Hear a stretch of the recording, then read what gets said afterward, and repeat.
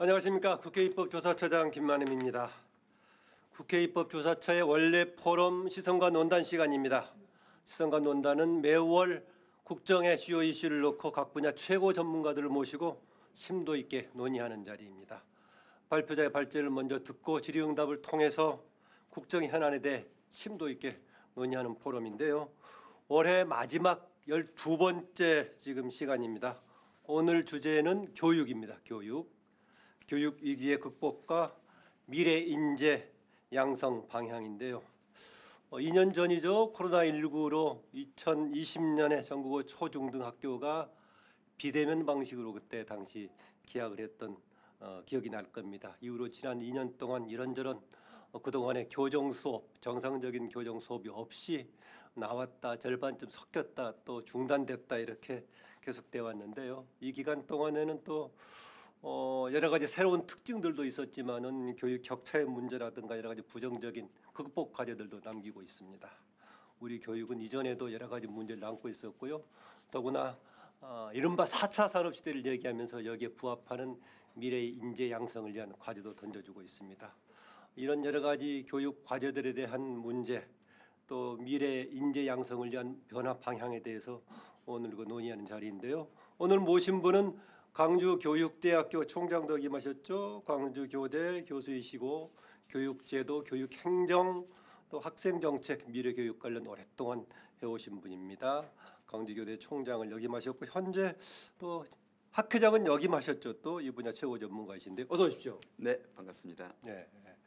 오늘 토론회는 코로나19 방침에 따라서 화상회의 시스템을 통해서 진행이 됩니다. 그래서 현재 토론은 주로 줌을 통해서 진행이 되는데요. 현장에는 토론자들을 대표해서 조사처의 이덕란 조사관이 이 교육 분야를 전공을 하고 있죠. 나와 있습니다. 어서 오세요.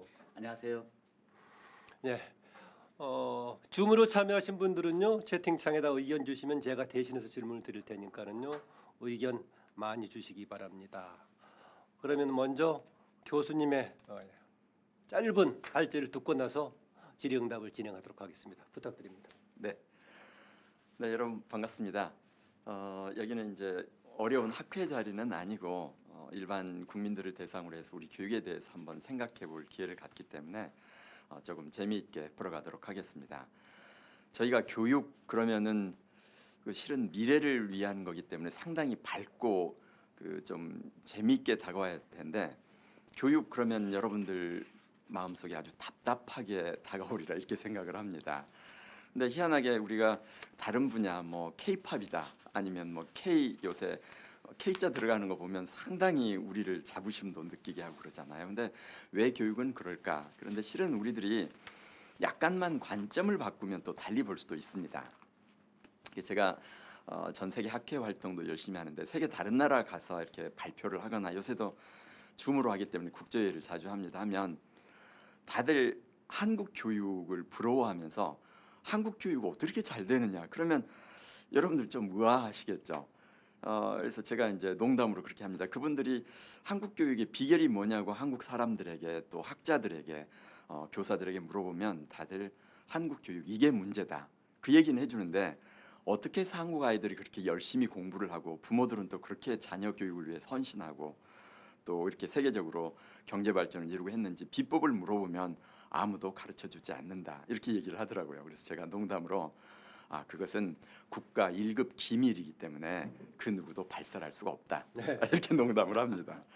그러면서 제가 오늘은 실은 이제 제가 광주교대 지금 근무하고 있는데 현 국정원장이 광주교대 출신이어서 내가 국가 기밀을 잠시 여러분에게 누설해도 아마 처벌은 안 할 테니까 한 5가지 정도 강점을 비밀을 누설하겠다. 이렇게. 그렇군요. 지금 박지원 원장이 광주교대를 다녔었군요. 네, 그렇게 이제 농담을 하는데요. 우리 지금 이제 예를 들면 캐리스 같은 곳에서는 K-에듀 그래가지고 지금 우리가 이제 ODA 사업을 통해서 또 우리가 제3세계 국가, 가난한 국가들을 돕고 하고 있는데 이런 국가들에게 한국 교육이 갖고 있는 강점을 전파하는 노력도 다양하게 하고 있습니다. 그래서 제가 이제 교육과 관련해서 얘기할 때는 주로 사람들에게 문제를 해결하려고 하는 접근보다는 차라리 우리 교육이 가지고 있는 강점 여기에 초점을 두어서 그 강점을 발전시켜가면서 미래를 향해 가다 보면 오히려 우리 교육이 더 잘 나아갈 수 있겠다, 이런 얘기를 하고 있습니다. 그래서 지금 학부모 교육열 그러면 우리는 너무 과도해서 문제다라고 하는데, 실은 과도해서 문제라는 것보다도 약간만 생각을 바꿔보면 이 냉각 집단이 있어서 아예 교육에 무관심하거나 그 교육을 지원할 수 없는 부모 집단이 늘어나서 문제인 거지, 과도한 부모들에 대해서는 자기 자녀를 교육시키는데 자본주의 국가에서 그걸 억누를 수도 없습니다. 이미 과외 금지도 위헌으로 판결이 난 상황이었잖아요. 오래전에 이 김대중 대통령 때 위헌 판결이 났었는데, 따라서 이 오바마 대통령도 한국 부모들은 왜 그렇게 자녀 교육에 헌신을 하는가 그랬을 때 오히려 거기에 초점을 맞춰서 그들은 최대한 자녀 교육에 투자할 수 있도록 기회를 열어주고, 오히려 자녀 교육에 무관심한 이 냉각 집단을 국가가 어떻게 해결해서 전체 국민들이 행복을 추구하는, 헌법에서 말하는 행복 추구권을 할 수 있는 그런 수준의 교육을 받도록 하고, 또 세계와 어깨를 겨룰 수 있는 인재로 커가도록 할 것인가. 아마 이게 오히려 우리의 관점이 될 필요가 있겠죠. 그러니까 잘하는 쪽은 잘하도록 하고, 그렇지 못한 부분을 우리 국가와 사회와 교육계가 함께 힘을 모아서 함께 나아갈 수 있도록 도와주는 것, 아마 이런 쪽으로 볼 수가 있을 것입니다. 그다음에 교사에 대해서도 우리가 불만이 많습니다. 그런데 여러분들 실은 다른 나라에 가서 한 1년 정도 생활을 해보면 얼마나 우리나라가 좋은 나라인지 알 수가 있습니다. 주로 이제 미국을 체험하신 분들이 미국의 최고급 그 공립학교나 사립학교를 체험하고 와서 한국과 비교를 하는데, 그건 미국의 상위 한 1% 이내의 학교들이고요. 대부분 공립학교들은 정말 어려운 상황에 처해 있습니다. 그래서 그런 부분들까지 따지면 이제 또 그 교사의 퀄리티 질 문제도 그러한데요. 이번에 이 코로나 상황 속에서 갑작스럽게 아무런 준비가 되지 않은 상황에서 원격 교육 시스템으로 돌아섰지만, 우리나라처럼 이렇게 발빠르게 대처해서 학생들을 도와주는 나라도 그렇게 많지 않았습니다. 선생님들이 그렇게 빠른 속도로 적응할 수 있었던 것은 바로 뛰어난 역량 덕이거든요. 그래서 그러한 부분들까지 우리가 고려해 볼 필요가 있다. 그래서 그 우리의 지금 교원 정책에 있어서도 문제가 많고 교육에도 문제가 많은 것 같지만, 우리 인간 자체가 불완전한 존재입니다. 불완전한 존재가 만든 제도는 불완전할 수밖에 없고요. 그 안에서 그 한계를 인내하면서 우리가 더 나은 세계를 만들어가기 위한 노력, 아마 그것들이 교육에서도 필요할 것입니다. 그래서 오늘 주제가 지금 이제 그 미래인재 쪽인데, 미래인재 양성 이렇게 했을 때도요, 제가 미래 그러면 우리는 기다리는 미래, 그러니까 이미 정해져 있어서 결국 우리가 그리 가게 될 거라는 생각이 하나 있고요. 또 하나는 오늘의 우리가 어떻게 준비하느냐에 따라서 교육의 미래는 얼마든지 바꿔갈 수 있다, 이런 생각을 가지고서 미래를, 우리가 꿈꾸는 미래를 그려놓고 그걸 향해서 이제 나아가는 그런 걸 생각할 수 있습니다. 그래서 인재교육 그럴 때도 우리가 늘 갈등하는 게 하나 있는데요. 정말 뛰어난 영재와 천재, 그 다음에 태어날 때부터 여러 가지 어려움을 갖고 태어난 이 특수교육 대상, 그리고 우리 보통의 학생들, 이 각각에 대해서 헌법에서 얘기하고 있는 능력에 따라 균등하게, 보니까 능력에 따라 뒤에가 컴마가 있어야 되겠더라고요. 그 일본 헌법을 베껴왔는데 볼 때 일본 헌법에는 컴마가 있는데 우리나라에서는 그걸 가져오면서 컴마가 빠졌나 봐요. 그러다 보니까 해석에 있어서 많은 혼돈이 있긴 한데, 이 각각의 능력에 따라 균등하게 이 두 가지 수월성과 형평성, 평등성을 추구하는 이런 교육의 시스템을 함께 고려하면서 인재 교육의 방향도 고민을 해줘야 합니다. 그러려면 영재를 필요로 하는 이 교육 시스템은 어떻게 해놓은 것이 이들이 자기가 가지고 태어난 역량을 자기 개인 것이 아니고 우리 사회의 자산이라는 생각을 가지고서 최대한 역량을 발휘해서 앞으로 사회에 공헌할 것인가를 생각하는 인재로 키워주는 것이 하나의 목표이고, 또 그러나 특수교육 대상자들도 인간으로서의 존엄성을 가지고 최소한의 교육을 받으면서 행복하게 이 삶을 영위할 수 있도록 도와주는 것, 그러면서 국민 전체의 민주 시민으로서의 의식을 기르고 또 미래 인재로서의 역량을 길러가도록 하는 것, 이렇게 각각의 서로 다른 맞춤형의 다양한 교육을 실시하는 것, 아마 이런 것들도 우리들이 염두에 둬야 할 것입니다. 그래서 발제를 결론적으로 말씀드린다면, 교사 부분에 있어서 학부모 부분에 있어서 또 교육 시스템 부분에 있어서 학생 부분에 있어서 많은 어려움과 문제가 보이지만 그건 우리가 인간이고 인간 사회가 갖고 있는 세계 공통적인 문제인 경우가 많다. 그렇다면 우리는 그 안에서도 잘하고 있는 교사와 학부모와 학생 그리고 우리가 세계 K에주로서 전파할 수 있는 부분에 초점을 맞춰서 오히려 우리 교육의 강점을 살려간다면 오히려 우리가 지금 여러 가지 분야에 있어서 K 드라마, K 영화 해가지고 쭉 무비 나가듯이 K 에주가 세계 인류의 발전에 기여할 수 있겠다 이런 생각을 해 봅니다. 네, 고맙습니다. 네, 박 교수님 고맙습니다. 말씀하신 중에서 미래 인재 양성한 의미에서 주어진 미래를 향한 뭔가 대비하는 인재의 의미도 있지만은 미래를 만들어갈 그런 인재라는 의미에서 양면선을 주어진 거 굉장히 뜻깊게 들어옵니다. 우리나라 교육 이야기할 때마다 지금 박 교수님께서 지금 다른 나라에 비교해 봤을 때 아주 장점이 많은 교육, 심지어는 교사애들에 대한 비판에도 불구하고 아주 사실상은 질적으로 여러 가지 능력을 가진 교사들의 역할을 말씀해 주셨습니다.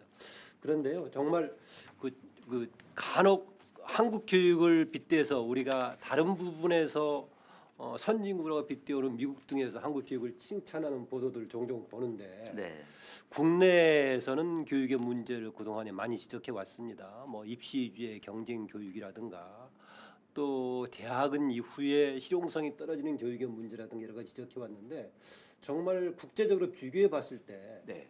한국 교육이 그만큼 아까 K-에듀라는 표현까지 쓰셨는데 네네. 그럴 정도로 상당히 장점을 많이 가지고 있는 겁니까? 네, 맞습니다. 그러니까 일단 우리가 교육의 질은 교사의 질을 넘지 못한다고 하는데 이 세계에서 뛰어난 인재들이 우리나라만큼 교사를 하겠다고 이렇게 희망하고 또 실제로 교사가 되는 나라가 별로 없습니다. 최근에 이제 일본 같은 경우에는 교사를 대상으로 한 폭행이랄지 여러 가지 폭언 이런 문제가 심각해져서 신규 교사의 45%가 3년 이내에 교직을 떠난다고 합니다. 그래서 일본은 이 교사 부족 상황이 그것 때문에 발생하고 있고요. 아시는 것처럼 미국은 교사에 대한 처우가 좋지 않다 보니까 아무라도 교사입니다. 과거 우리나라 60년대, 70년대 초에 초등교사 부족해서 임시 양성소 통해서 아무라도 교사 시켰듯이 최근에 공고문을 친구가 하나 보내왔는데 시골에서 미국 시골에서 우리한테 와서 교사를 하면 그러니까 4년제 졸업자면 누구나 올 수 있다. 1년간 하면 우리 교육청에서 교사 자격증을 줄 테니까 가지고 도시로 나가도 좋다. 이럴 정도로 교직에 대한 처우가 좋지 않고 또 여러 가지 상황이 있다 보니까 어려움이 많습니다. 그러나 우리는 뛰어난 교사가 와서 하는데 이제 다만 현 시스템 속에서 어떻게 하면 이 선생님들이 자기의 역량을 100% 발휘할 수 있도록 동기를 부여하고 유도하고 열정을 갖도록 할 것인가 이 부분에서 우리가 조금 한계가 있긴 하지만 가지고 있는 자질 자체는 정말 뛰어난 걸로 그래서 그것만 봐도 얼마든지 잠재력은 있다 이렇게 말씀하실 수 있습니다. 네, 큰 질문을 제가 앞에 부에서 몇 개 드리겠는데요. 네네. 또 하나 우리가 교육 이야기하면은 사회적인 뭔가 옛날 말로 성공, 계층 이동의 중요한 통로이자 자산으로 생각이 되어 왔었는데 네. 요즘은 그렇지 않다는 단편적인 보도들도 나오고 있습니다. 경제적인 부모의 배경이 그대로 재생산된다는 식으로 보도들이 되고 있는데 네네. 전반적인 그런 과거에 비해서 어떤 변화라든가 흐름 어떻습니까? 일단 우리가 이제 계층 이동 사다리라는 표현을 쓰고 있는데요. 우리가 계층 이동 사다리를 통해서 많은 사람들이 계층 이동을 했다.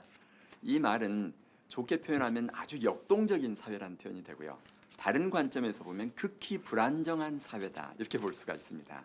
그런데 우리 인류 역사에서 이렇게 급격한 계층 변동이 일어나는 경우는 크게 나눈다면 두 가지가 있습니다. 하나는 혁명기, 왕조가 새로 만들어지거나 혁명이 일어나서 계층이 상층부가 몰락하고 하층부가 올라가는 경우. 그다음에 두 번째는 우리가 최근에 경험했던 건데 60년대 이후로 경제가 급속히 팽창하고 상층부가 팽창하면서 어지간히 노력하면 다 부모보다는 나을 수 있었던 우리가 그런 경험을 잠시 했었습니다. 그런데 이미 잘 아시는 것처럼 우리의 경제가 이제 더 이상 팽창 국면이 아니고 안정기로 접어들었고 또 그 과정 중에 우리 경제 상황이 지금 극도의 빈부격차를 보이고 있고 이러다 보니까 이제 상층부가 늘어나지 않는 상황 속에서는 하층부 사람들이 상층부로 가는 길이 그렇게 넓질 않습니다. 오히려 상층부에 있는 사람마저도 이제 다음 세대에서는 밑으로 내려와야 되는 그런 상황인 거죠. 그때 과거에 60년대부터 가는 동안에 상층부로 올라가는 그 통로가 교육이었고, 결국은 교육을 통해서 인적 자원이 형성되고, 그러면 올라갈 수 있는 길이었고, 뭐 저나 여기 계신 처장님이나 다 어찌 본다면 그러한 과정을 거쳐서 오늘에 이르렀는데, 이제 상층부가 팽창하지 않다 보니까 하층부에서 상층부로 가는 것도 어렵고, 상층에 있는 사람들은 거기를 유지하기 위해서 또 갖은 노력을 하고 있고, 일부러 이제 그게 축소가 되면서 오히려 내려와야 돼요. 그래서 우리가 계층 이동 사다리를 얘기할 때는 자꾸 올라가는 것만 얘기하는데, 그때 기생충에도 나온 것처럼 내려오는 계층 이동 사다리도 조금은 보다 안전하게 만들고, 내려와서 봤더니 거기에는 정말 반지하에서 곰팡이 나는 세계가 아니라 거기도 사람 살만한 따스한 곳이 되는, 아마 그런 것들을 우리가 고민해야 할 것입니다. 그렇지 않고서 자꾸 계층 이동 사다리에서 위로 올라가는 통로가 막혀 있다고만 생각하게 되면 지금 현재 팽창하지 않는 국면에서는 문제가 될 거다. 그래서 제가 이제 벌써 한 15년, 20년 전쯤에 글을 쓰면서 개천에 용이 나지 않는 이유라는 글을 중앙일보 칼럼에 썼던 기억이 나는데요.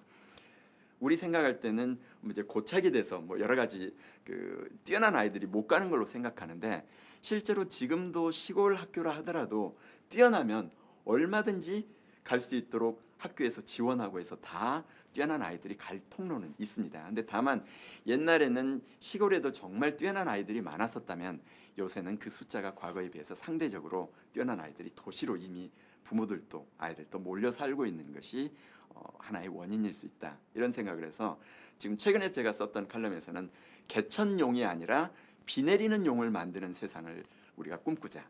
그러니까 개천용 만들었더니 올라가서 비는 안 내려주고 지 혼자 먹고 있으면 네. 사회는 각박해진단 말이에요. 그래서 누구라도 좋다, 올라가거든 비를 내려서 세상을 비옥하게 해달라. 이게 아마 우리가 가야 될 길이 아닌가, 이런 생각도 합니다. 교육학자답게 교육적인 말씀을 상당히 잘 주시는데요. 상당히 쉽게 이해가 됩니다. 그동안에 몇십 년 전에는 우리 사회 상층 영역이 새롭게 형성되고 팽창되고 확대가 되니까 그렇죠. 아무래도 교육을 통해서 새롭게 상위로 진출했던 이런 느낌이 쉽게 다가왔는데, 어느 정도 구축된 다음에는 그게 한계가 있을 수밖에 없는 그런 측면도 있어 보입니다. 제가 앞부분에서 큰 질문 드리겠다고 했는데요. 또 하나 가장 큰 게 아무래도 지금 비대면 시대가 동반되는 코로나19 사회에서의 교육 문제인데, 네. 그동안 지난 2년 동안 경험하면서 코로나19가 만들어본 우리나라의 교육 환경, 또 실질적인 결과 어느 부분이 가장 두드러지고 있습니까?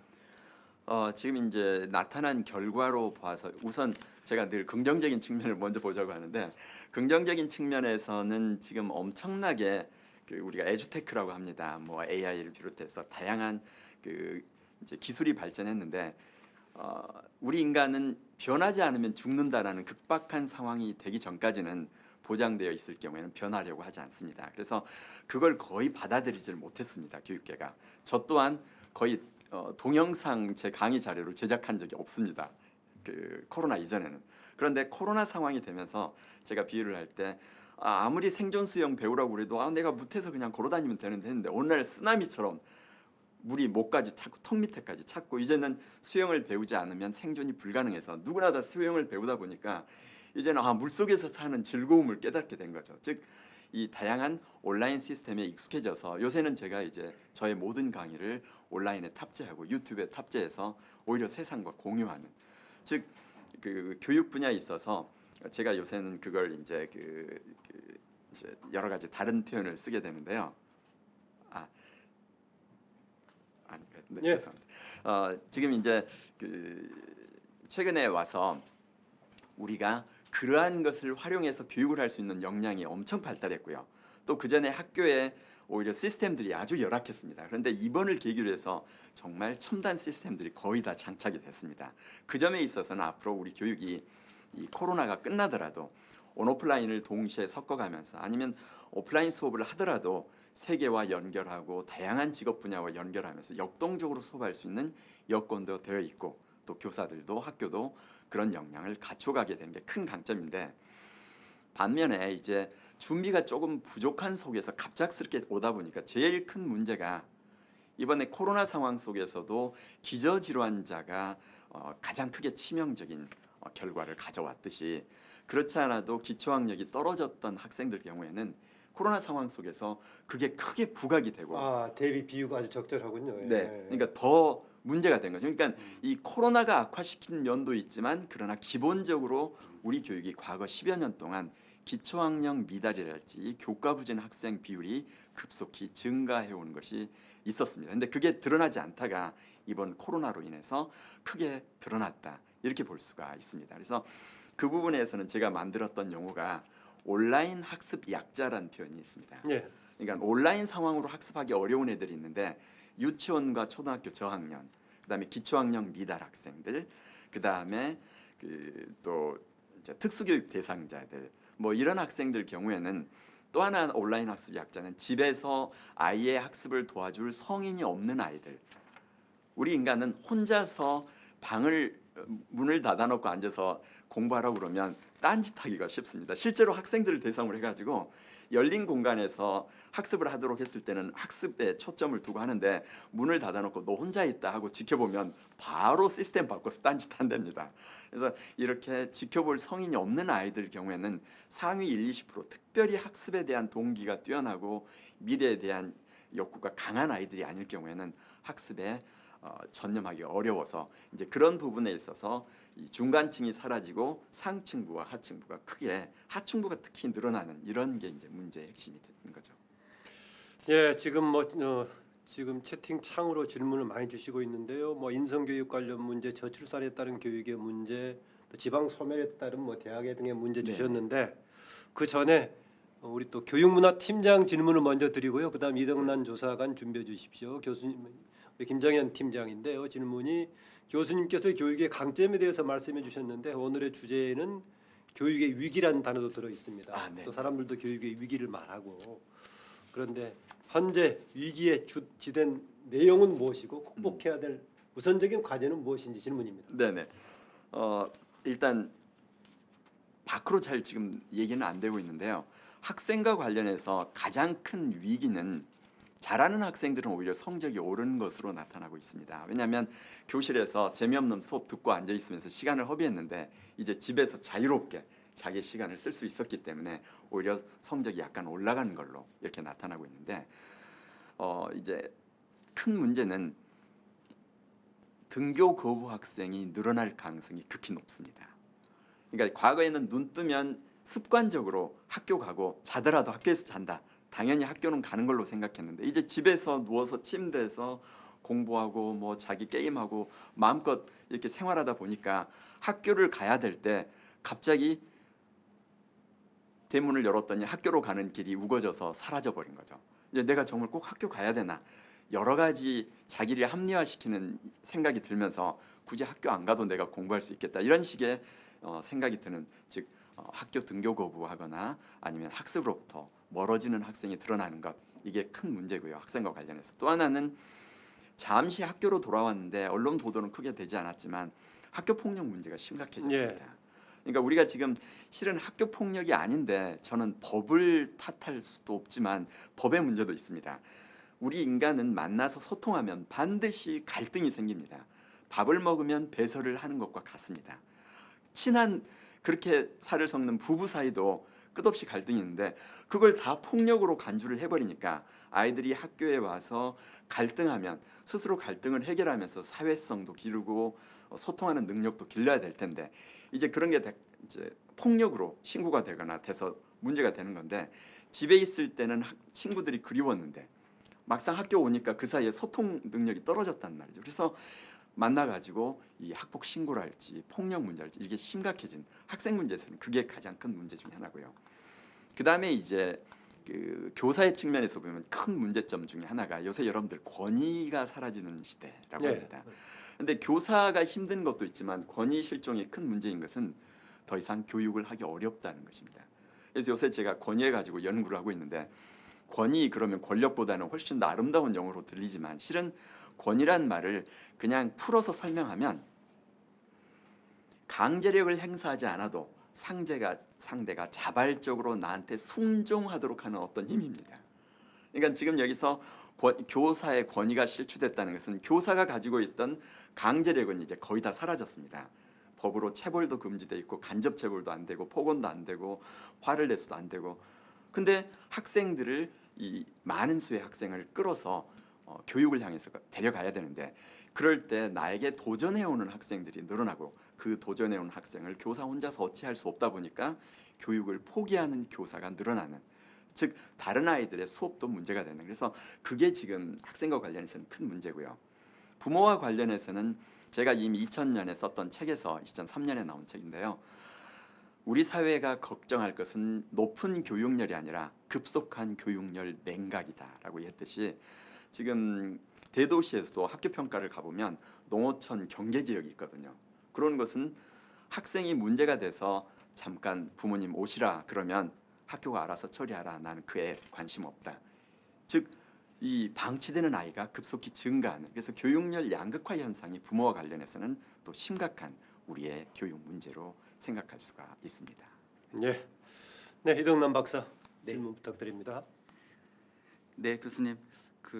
오늘 말씀 주신 것 중에서 원격 교육과 관련해서 최근에 블렌디드 학습, 하이브리드 수업 이런 얘기들을 많이 하는데 저도 블렌디드 학습 처음 얘기 들을 때 이게 뭐와 뭐를 섞는다는 걸까? 또 섞는 사람에 따라서 굉장히 달라지겠구나 이런 생각을 많이 했습니다. 바리스타에 따라서 사실 블렌딩을 어떻게 하느냐 이게 커피 맛이나 이런 거에 굉장히 큰 영향을 줄 텐데 네. 지금 교수님 말씀 주신 것처럼 우리 교육이 지금 겪고 있는 상황 속에서 이 교사들은 바리스타 자격이나 연수를 별도로 받은 것도 없는데 작년 올해 굉장히 지금 쓰나미처럼 밀려왔는데요. 네. 여기에 이제 대응을 잘하는 교사들이 일부 있겠지만 음, 안 그러는 교사들 또 대학의 교수들이 굉장히 많을 것 같아요. 그래서 맞습니다. 이 문제에 대해서 어떻게 생각하시는지 고견을 좀 듣고 음. 싶습니다. 지금 말씀하신 것처럼 뭐 과거에는 그러면 교사들 간에 교수들 간에 차이가 없었는가? 있었습니다. 다만 밖으로 드러나지 않았다 이렇게 생각하실 수 있겠죠. 근데 지금 와서는 이제 내가 한 수업을, 제 집사람도 초등교사인데 부모가 뒤에서 지켜보고 있다가 어떻게 수업을 저렇게 할까? 왜 우리 아이는 안 시켜줘? 그러면서 다른 집에 물어봤더니 그 집 선생님은 봤더니 뭐 이렇게 하더라. 그래서 드러난 것이 이제 오히려 차이를 부각시키는 뭐 이런 걸로 볼 수 있습니다. 근데 아무튼 이 디지털 기기가 발달하고 한 상황 속에서는 오히려 조금만 관심을 두면 그러한 차이를 극복할 수 있는 강점이 있습니다. 그러니까 제가 이제 요새 주장하는 블렌디드 러닝, 그러면 혼합 학습이라고 하는데요. 원래 블렌디드 러닝은 원격 수업이, 그러니까 원격 학습이 효과가 훨씬 좋다라고 했는데 해보니까 별 효과가 안 나요. 그래서 적어도 일주일에 한 번은 공부하는 애들이 선생님을 직접 만나서 하는 게 좋겠다. 그래서 원격으로 공부하다가 직접 대면으로 하는 것을 섞는 것을 블렌디드 러닝, 혼합 학습이라고 하고요. 하이브리드 인스트럭션은 가르치는 사람이 원격으로도 가르치지만 동시에 이 아이들과 때로는 직접 만나서 가르치는, 그래서 이제 초점이 가르치는 거냐 배우느냐에 따라서 블렌디드 러닝이냐 하이브리드 인스트럭션이냐 이런 표현이 나왔습니다. 그런데 이런 차이가 있다고 하더라도 지금 제가 주장하고 있는 스마일로그 교육이라는 게 있습니다. 이건 뭐냐면 원격이 아니라 대면 위주로, 이제 코로나 끝나면 다시 우리는 다 학교로 돌아갑니다. 대면 위주로 수업을 하고 학습을 하는데 그럴 때 다양한 에듀테크 기기를 활용하고 또 여기도 지금 줌으로 세계 누구나 다 들어와서 할 수 있잖아요. 그러듯이 수업을 할 때 예를 들면 국회의원이 뭐 하는지 궁금하다 그럼 국회의원을 우리 교실로 과거에는 불러들이긴 되게 어렵잖아요. 그러나 지금은 네트워크만 되어 있으면 국회 어떤 의원께 아니면 자기 구의회 의원께 이야기해서 민주주의가 뭐고 구에서는 뭘 하고 의원이 되려면 어떻게 해야 될지 줌으로 잠시 불러서 바로 활용할 수 있습니다. 서울 강남의 학교와 흑산도 학교도 줌을 통해서 아이들이 같이 수업을 받을 수도 있고 그 선생님도 같이 할 수 있습니다. 제가 교육행정학회 회장을 하면서 전국의 교육행정학자들이, 교수들이 자기가 가장 잘할 수 있는 분야 5분에서 10분짜리 짤방 형태로 강의를 해서 올려놓고 공유하자. 그러면 어떤 분야에 대해서 내가 재미있게 설명할 수 없지만 가장 재미있게 설명할 수 있는 교수를 내 수업 중에 잠시 5분 동안 아이들에게 그분의 강의를 듣기도 할 수 있죠. 그러니까 우리가 이 교수의 차이도 오히려 이걸 통해서 극복을 시켜줄 수 있고 그 다음에 학생들도 다양한 외부의 자원을 동시에 볼 수 있고 또 지금 말씀드렸던 것처럼 그 여러 가지 이제 AI 프로그램을 이용해서 격차 해소 문제도 할 수 있고 그래서 지금 이제 또 하나는 격차 문제를 우리나라는 디지털 선도교사 제도가 있었습니다. 네. 그래서 젊은 선생님들이 나이 드신 선생님들 대성을 해가지고 잘 어려운 선생님들을 도와서 바로바로 익숙할 수 있도록 이런 부분에 있어서도 가능하기 때문에 지금 말씀하신 것처럼 짧은 시간에 갑자기 하나의 외국어를 배워가지고 능숙할 수는 없습니다. 그러나 지금 우리의 시스템 속에서 또 뛰어난 역량을 가지고 빠른 속도로 극복을 해가고 있다. 그래서 코로나가 끝날 시점쯤 되면은 아마 상당한 선생님들이 그 수준에 이르지 않을까 이런 기대는 합니다. 물론 그러지 못한 분들을 위한 연수는 지속적으로 필요할 것입니다. 코로나19 상황에서 불가피하게 도입된 여러 가지 유형들이 애초에 하려고 했던 스마트 교육의 일부분이 포함이 되어 있는 거군요. 그렇죠. 네네. 비대면 과정에서 형성됐던 여러 가지고요. 채팅창으로 들어온 여러 가지 질문 중에 하나 아까 인성교육 관련 질문입니다. 정준하 님의 질문인데요. 가족과 지역 사회가 교육에 미치는 영향이 줄어들고 있습니다. 핵가족화 등등 여러 가지도 있고요. 그렇다고 해서 제도 교육이 또 인성 교육을 뭐 많이 담당하고 있다. 뭐 이렇게도 좀 보기도 어려울 것 같아 보이기도 한데 인성 교육에 대한 어려움 이 문제 어떻게 대처한다고 보십니까? 라는 질문입니다. 네, 이제 그 프로이트가 1920년에 재밌는 얘기를 했더라고요. 앞으로 하기 어려운 직업 세 가지. 그래서 부모와 교사, 그 다음에 그 사람 당시에 의사, 그리고 세 번째 정치인. 왜냐하면 이 세 가지 직업은 권위를 바탕으로 할 수밖에 없는데 권위가 사라지고 있는 시대에서 어려움이 커질 거다. 의사는 아직도 권위가 있는 것 같은데 근데 생명의 위험이 있기 때문에. 아니요, 제 친구 의사 말 들었더니 와가지고 저도 의사한테 한번 대들었다 당한 적이 있습니다. 아 신문에 이렇게 나왔는데 이거 봤냐 그랬더니 예. 그럼 알아서 하라고 그래가지고 혼났던 적이 있는데 아, 아무튼 의학적인 정보를 뭐 본인이 알고 가가지고 그렇죠. 의사한테 막 질문한다 인터넷 이거죠? 검색해서 이상한 정보 들고 온다고 친구가 아주 힘들어합니다. 근데 이제 다시 돌아오면요, 학생들이 선생님에게 대드는 경우, 부모에게 대드는 경우, 뭐 이런 경우도 많은데 대처하기가 어렵습니다. 교사 혼자서. 그래서 어느 학교 봤더니 수업 119 그래가지고 수업 방해하는 행위가 너무 심하면 이제 선생님이 바로 학교에 119 요청합니다. 그럼 교장 선생님 이하 팀들이 쫙 교실로 와가지고 그 아이를 따로 분리해서 지도를 하거나 아니면 그 아이는 교실에 두고 전체 아이들이 다른 특별실로 가서 공부하거나 이런 게 있는데 그걸 이제 용어로 설명하자면 수평적 권위 혹은 집단적 권위 시스템으로의 변화입니다. 예. 그러니까 어떤 한 아이를 지금 아까 인성교육 말씀을 하셨는데 부모 혼자서 아니면은 선생님 혼자서 이렇게 하기가 어렵습니다. 그래서 학교에서는 어떤 어려움을 겪는 아이가 있으면 이 아이를 징계하거나 처벌한다는 관점이 아니고 어떻든 우리 사회에서 행복하게 살아가도록 하기 위해서 모두가 나서서 돕는다 이런 관점에서 부모, 그 다음에 선생님, 그 다음에 학교에 있는 뭐 여러 가지 상담 교사, 심지어 사회복지사 그리고 그 친구를 잘 알고 있는 친구들까지 해서 이 아이를 돕기 위한 팀을 구성하고 서로 모여가지고 이 아이의 이야기도 듣고 진지하게 도와주고 이런 시스템을 가동할 때 이제 그렇게 표현하더라고요. 아이가 옛날에는 자기가 못하는 것에 죄책감을 느꼈다면 이렇게 다양한 체제 속에서 자기에 관한 이야기를 하고 모두가 돕고자 할 때는 수치심을 느끼는데 수치심은 리더가 느끼는 거고 그럴 때 오히려 변화가 가능해진다. 그래서 지금 나가야 될 방향은 이제 과거처럼 수직적 강압적인 방법으로는 어렵다. 그러니까 가부장적 권위는 이미 사라진 시대입니다. 그러려면 권위가 집단이 행사하는 권위 그리고 그 안에서 모두가 다 그 시스템을 사전에 갖춰놓고 문제가 생겼을 때 그 아이의 초점을 두어서 적극적으로 인성 지도랄지 아이의 적응이랄지 또 어떤 동기 부분을 돕는 그래서 우리가 함께하는 사회 부모 개념을 주장하는 분도 계십니다. 네. 예. 또 질문 중에서요. 우리 정승환 기획관의 질문이네요.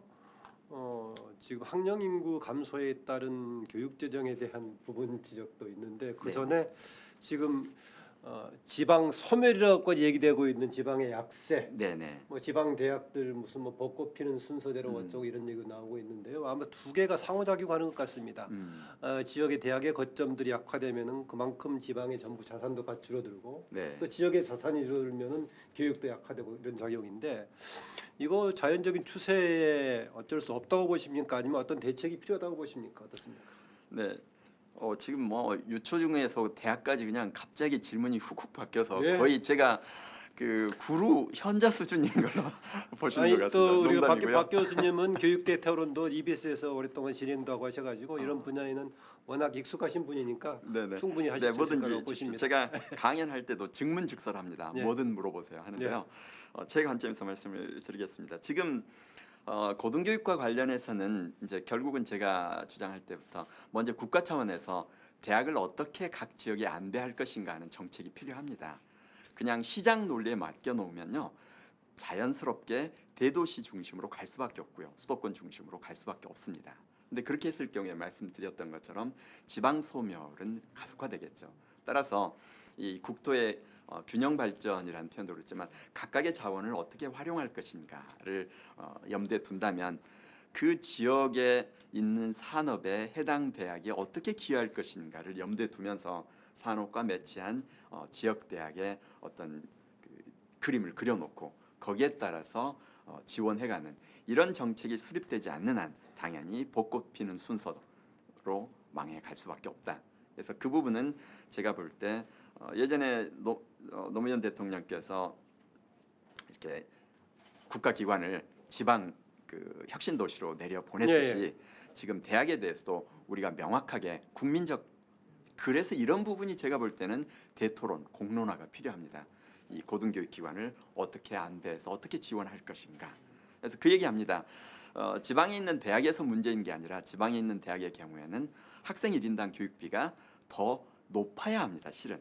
왜냐면요, 교수들이 서울에 근무할래 지방에 근무할래 월급이 같다 그러면 누구나 다 서울에 근무하고 싶어 한단 말이죠. 그러면 오히려 지방에 근무할 때 급여를 1.4배 5배 주겠다고 해야만 뛰어난 교수들이 지방으로 갈 거 아니에요. 그래서 엊그제도 누가 그 얘기 하더라고요. 동일한 노동 동일한 임금이 아니라 정규직은 보장이 되어 있기 때문에 오히려 비정규는 정규의 1.5배 정도 주어서, 왜냐하면 동일한 노동을 하더라도 1년 뒤에 쫓겨날 사람은 월급을 더 줘야 그 일을 다른 나라 하거든요. 사례에 그런 것들이 예. 있죠. 예. 그러듯이 오히려 지방에 근무할 때 교육비가 더 높아야만, 그러면 거기에는 얼마든지 훌륭한 교육을 제공할 수가 있습니다. 근데 현재는 수도권과 지방에 학생 1인당 교육비 자체가 아주 크게 차이가 납니다. 그러면 당연히 교육의 질도 낮고, 따라서 지방의 기업들도 지방에 이제 써봤더니 퀄리티가 높지 않다 이러니까 자꾸 또 수도권 인재를 원하게 되고 이런 악순환이 되기 때문에 그 부분에 대해서도 국회가 관심을 가져야겠죠. 네, 지금 초중등 교육하고 대학 교육 막 왔다 갔다 하신다고 말씀하셨는데 좀 강조점이 좀 다르긴 할 겁니다. 초중등 네. 교육하고 대학 교육 다른데요. 대학 교육 나온 김에 이 질문 드리겠습니다. 우리나라 대학 교육을 비판적으로 이야기할 때 이런 얘기가 있습니다. 하나는 사회적으로 필요한 실용성을 교육하는 과정이 되지 못하고 있다. 실용성 관점에서의 문제. 또 최근에 와서는 대학이 여러 가지 인문학적인 철학적인 소양을 기르는 장소가 되지 못하고 있다. 양쪽 다 비판의 대상이 되고 있습니다. 네네. 적절한 지적인 겁니까? 아니면은 뭐 너무 한쪽을 과대해서 지적하는 겁니까? 아닙니다. 이제 우리가 어떤 관점에서 보느냐에 따라서 달라질 것입니다. 근데 이 두 가지가 동일하게 본다면 어찌 보면 지금 인문학적 소양, 이게 이제 지금 우리가 말하는 그 디지털 분야에서도 프로그래밍을 잘하느냐도 중요하지만 다양한 인문학적 소양을 가지고 있을 때 콘텐츠 제작을 할 수 있잖아요. 그런데 봤더니 프로그래밍을 하고 뭐 코딩하고 하는 사람들의 인문학적 소양도 부족한 것 같고, 또 그렇다고 해서 인문학적 소양을 가진 사람들을 가져다 쓰려고 봤더니 그것도 별로 우리가 기대한 만큼이 아닌 것 같고, 아마 이렇게 볼 수가 있을 겁니다. 그러니까 전반적으로 지금 우리가 기대한 수준의 교육을 제대로 해내지 못하고 있다, 뭐 이런 얘기를 할 수 있을 텐데요. 그렇게 되는 이유는 학생 1인당 교육비가 보여줍니다. 오히려 대학이 학생 1인당 교육비가 더 높아야 될 텐데 우리는 평균을 내면 초중고 학생 1인당 교육비가 대학보다 더 높습니다. 그러니까 대학으로 가는 순간 갑자기 학생 1인당 그러니까 교사 1인당 학생 수, 교수 1인당 학생도 확 늘어나고요. 교육비도 떨어집니다. 그러면 당연히 교육의 질은 낮아질 수밖에 없겠죠.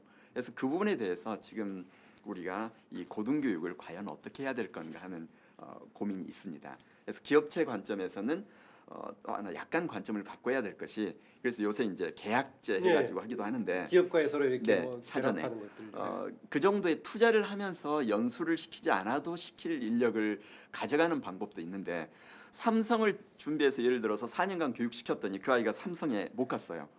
그러면 그 특정한 직업을 위해서 준비시켰는데 거기에 못 가면 이건 어디 써먹을 데가 없잖아요. 그다음에 4년 뒤에 가보면 이미 기술은 바뀌어 있단 말이죠.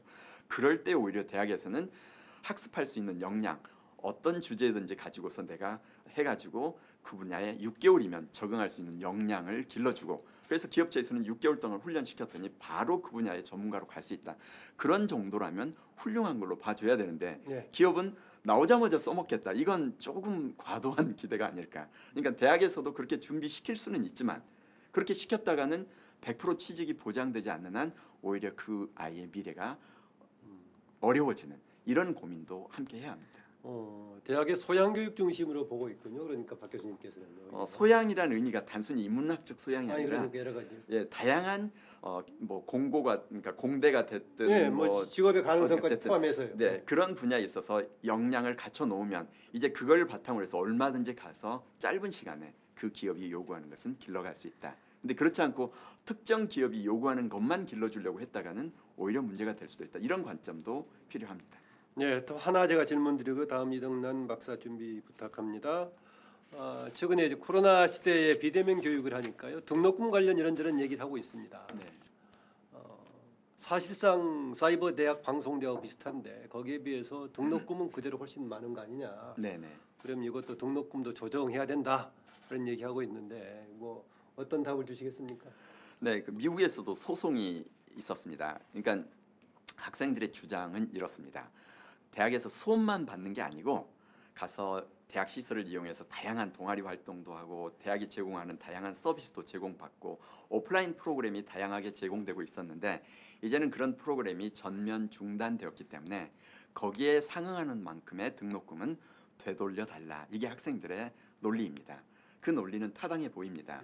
근데 대학의 관점에서는 갑자기 온라인으로 제공을 하려고 보니까 그 시스템을 갖춰야 되는 이런 인프라 구축에 엄청난 예산이 들어가고요. 현재 사이버 대학보다는 3배쯤 받는 거죠 지금이요. 대학들이. 그렇죠. 예, 뭐 캠퍼스 그렇게, 대학들이요. 네. 예. 그래서 이미 거대한 캠퍼스가 그렇다고 해서 가동이 안 되는 게 아니라 그 사이에도 캠퍼스는 풀 가동이 되고 있고 그래서 인건비가 줄어들거나 뭐 이러는 것도 아니고 그런 속에서 교육비가 줄어들지는 않습니다. 그러니까 대학의 입장에서는 오히려 추가 비용이 들어가는 인프라를 구축하느라고 그런 문제가 발생합니다.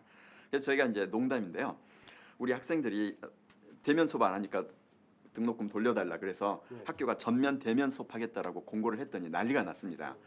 우리하고 왜 협의도 없이 대면 하느냐. 원래 그 2학기 때 이때부터는 비대면으로 하기로 했기 때문에 우리는 돌아갈 수 없다. 그래서 학생회가 반대해가지고 저희가 대면으로 돌아서지 못했습니다. 그러니까 그러면 등록금은 어떠냐 그랬더니 그냥 그 얘기는 안 했습니다.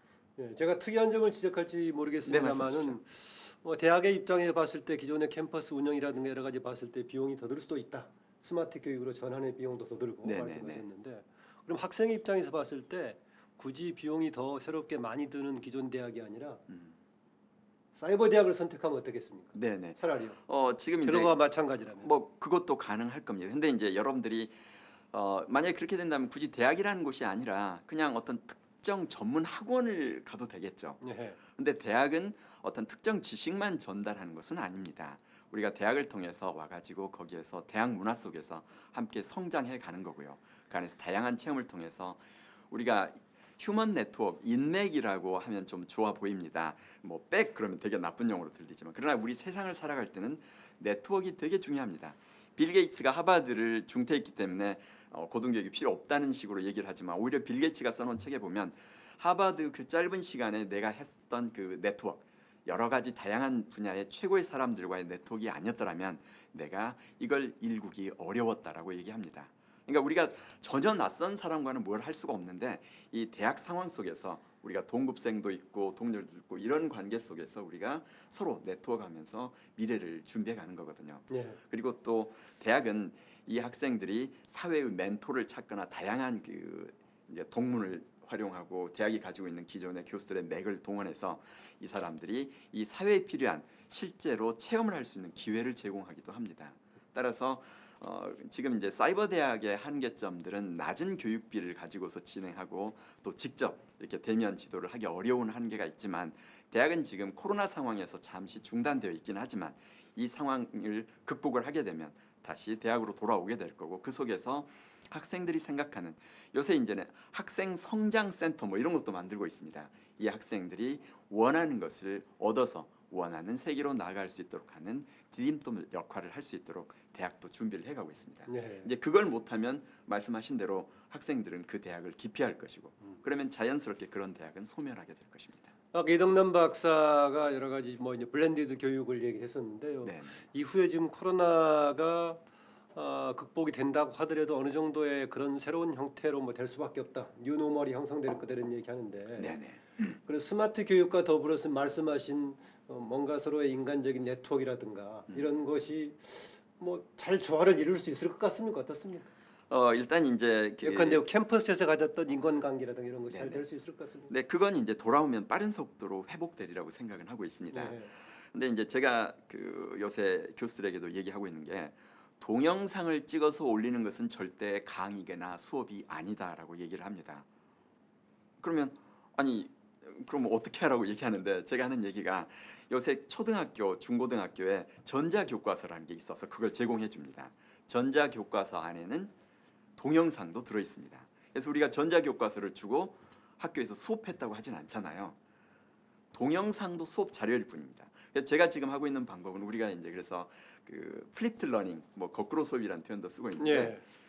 제가 이제 다음 주 수업 내용에 대해서 동영상을 2시간 정도 촬영을 해서 올리고요. 그다음에 교재도 제공하고 읽어올 거리도 제공을 합니다. 그리고 또 다른 볼 동영상이 있으면 그런 것도 제공을 해줍니다. 학생들이 공부를 충분히 해오면 이제 제가 강의를 시작할 때 한 10분 정도 먼저 시험을 봅니다. 온라인 시험 볼 수 있는 시스템이 있거든요. 예. 그래서 시험을 보고 그 다음에 학생들에게는 손해라는 느낌이 들지 않도록 1시간 수업을 줄여줍니다. 왜냐하면 제 수업을 이미 충분히 들었으니까. 그리고 그러면 이제 시험을 통해서 보면은 준비가 되지 않은 잘 모르는 부분을 집중으로 잠깐 추가 설명을 한 후에 이제 우리가 설명도 하고 또 토론도 하고 질의응답도 하면서 이제 심화를 할 수가 있거든요. 그럼 학생들은 저에게 때로는 항의합니다. 저희가 집에서 2시간 이미 강의를 들었는데 왜 1시간만 깎아주냐고 그래서 니네가 2배속으로 듣고 있는 거 내가 알고 있다. 이런 아이들이 웃습니다. 예. 그래서 지금 말씀하신 것처럼 이제 얼마든지 이 에듀테크를 활용해 가지고 보다 역동적인 수업을 해갈 수 있고 학생들도 그 과정 속에서 지금 무크를 통해서 내가 강의하는 분야 중에서 하버드 교수가 뛰어난 강의를 했다면 그것도 내 강의에 수업 교재로 활용할 수가 있습니다. 예. 그래서 그건 이제 지금 교수님들이 조금 더 노력을 해서 그런 역량을 키워만 간다면 얼마든지 새로운 세계는 열려 있다. 제가 그 말을 꼭 드리고 싶습니다. 예, 지금 이덕남 박사 질문 준비 중인데 뭐 그거 지금 채팅창을 통해서 질문이 워낙 많이 있었는데요. 지금 빨리빨리 좀 소화를 해야 할 것 같습니다. 질문 주십시오. 네. 지금 교수님께서 원격 수업 말씀을 주셨는데요. 거기서 최근에 청년들, 대학생들이 크게 또 문제의식을 갖고 있는 부분이 이 평가 등에 있어서의 공정성인 것 같습니다. 온라인 평가를 하다 보니까 이거 제대로 관리할 수 있냐, 그리고 그렇게 해서 받은 성적을 그 이전에 코로나 이전에 받았던 성적하고 함께 합산해서 나중에 취업할 때라든가 이렇게 활용하는 게 과연 공정하냐, 이제 이런 논란들이 좀 제기가 되고 있는데요. 더불어서 우리 사회에서 이 공정성 논란, 수능이 공정하냐, 학생부가 공정하냐, 또 실력에 의한 거는 공정하냐, 아니면 그 실력도 수능 성적도 부모 배경이 들어가 있는 거니까 공정하지 않냐, 뭐 이런 논란들이 있는데요. 교수님께서 신실력 사회 이런 대안들로 가야 된다, 이런 방향도 제시한 걸로 아는데요. 여기에 대해서 교수님 고견을 좀 듣고 싶습니다. 네, 질문을 두 가지로 나누어서 답을 드리겠습니다. 이 평가 공정성 부분에 있어서는 지난번 의대 학생들의 그 이제 치팅이라고 하는데 우리가 네. 갑자기 컨닝이라고 많이 컨닝. 쓰고 있죠. 예, 사람들이 이 치팅. 예. 컨닝 문제가 대두가 됐었는데요. 이제 그 이유는 의대 같은 경우에는 사실적 지식 암기 수준이 되게 중요합니다. 우리가 자꾸 사실적 지식은 별로 안 외워도 되는 것처럼 얘기하지만 의사가 그걸 머릿속에 완벽하게 꿰뚫고 있지 않으면 이런 진단이 어렵습니다. 그래서 객관식이나 단답형의 문제가 많다 보니까 이렇게 원격으로 시험 볼 경우에 감독이 상당히 어려운 부분이 존재합니다. 그래서 그때 이런 이제 컨닝 문제가 대두가 됐었던 거지만 요새 삼성도 시험을 볼 때 시스템만 구축되어 있으면 보통 학생들 저희가 스마트폰으로는 자기 전신을 보이게 하고 또 앞에 컴퓨터 이 카메라로는 자기 시험 보는 걸 보이도록 하고 그다음에 시스템에서 이 다른 것에 접속하고 있는지를 원격으로 할 수 있는 통제할 수 있는 이런 시스템도 되어 있기 때문에 결국은 돈이 좀 들어가는 문제이지 이런 시스템을 어떻게 구축하느냐 문제가 하나 있습니다. 이러니까 그 커닝 문제를 예방하는 부분에 있어서는요. 그러나 이렇게 의대처럼 객관 시험을 보거나 단답형이 아닌 논술이나 아니면 여러 가지를 할 때는 하나는 우리가 지금 초중등에서는 과정 평가에 초점을 두고 있습니다. 그래서 대학에서도 저희들이 할 때 수업 중에 얼마나 왕성하게 참여를 하고 있는지, 그다음에 질의응답 시간에 어떤 답을 했는지, 또 그다음에 그 과정 중에 프로젝트를 수행하도록 해서 그걸 보는 거, 그리고 또 이제 한다면은 교수와 줌을 통해서 실시간으로 오럴 테스트라고 하는데 이 구술 시험을 볼 수도 있습니다. 이런 과정들을 통해서 이 문제는 얼마든지 해결이 가능하다. 그러나 이제 이런 시스템이 갖춰져 있지 않을 경우에는 상당히 어려움을 겪고 있기 때문에 우리 대학 같은 경우는 그래서 이번에 상황은 위중하지만 어쩔 수 없이 대면으로 시험을 기말고사를 대체했던 기억이 있기는 합니다. 그다음에 이제 두 번째로 가면 이 공정에 관한 건데요. 우리가 공정이라고 동일한 용어를 쓰고 있지만 서로 다른 개념을 사용하는 경우가 많습니다. 예를 들면 주로 이제 요새 핫 이슈가 의대인데요. 의대생을 봤더니 주로 상류층 아이들, 그러니까 여기서 부잣집 아이들이 많더라, 아니면 강남 애들이 많더라. 이건 불공정한 거 아니냐 이런 표현도 하나 있고요. 또 다른 공정의 개념은 내가 열심히 공부했는데 내 실력이 아니라 이 부모가 직접적으로 뭐 서류를 만들어 줘가지고 가는 것은 이거 불공정한 거 아니냐. 이럴 때 전자의 공정은 결과의 공정이라고 합니다. 그러니까 결과의 공정이라는 건 뭐냐면 결과적으로 계층 간의 부모의 배경, 그 계층이 영향을 미치는 게 아니라 다양한 계층이 거기에 좋은 누구나 선호하는 대학에 갈 수 있으면 공정하다고 보는 결과 공정이 있고요. 그다음에 두 번째로 말했던 내 실력이 뛰어났는데도 불구하고 열심히 공부했는데도 부모가 뭐 여러 가지 학종 서류를 만들어줘서 간 건 불공정하다 할 때는 실은 그건 과정의 문제입니다. 그런데 여기에서 우리가 명확히 생각할 게 있습니다. 수능이랄지 뭐 교과 이제 성적을 가지고 하는 걸 할 때 열심히 공부를 했을 때 자기 혼자만 열심히 공부한다고 성적이 잘 나오는 게 아닙니다. 여러분 아는 것처럼 우리 인간은 태어날 때부터 제가 농담으로 그러는데요. 신은 공정하다고 우리가 착각하는데 신은 공정하지 않습니다. 특수교육 대상 아이들부터 시작해가지고 천재까지 지능에 있어서 외모에 있어서 성격에 있어서 아니면 심지어 인내력, 끈기도 절반 가까이는 유전적 요인이다. 그러니까 태어날 때부터 차이가 있고요. 그 다음에 어떤 선생님을 만난지 부모를 만난지 부모가 어떻게 지원하는지에 따라서 노력을 하면 한 만큼 성과를 얻을 수 있는 경우가 있고 그런 여건이 갖춰지지 않으면 아무리 뛰어난 능력을 갖추고 있다 하더라도 이 거대한 그러니까 씨앗으로는 훌륭한데 거대한 나무로 성장할 수 없는 경우가 있습니다.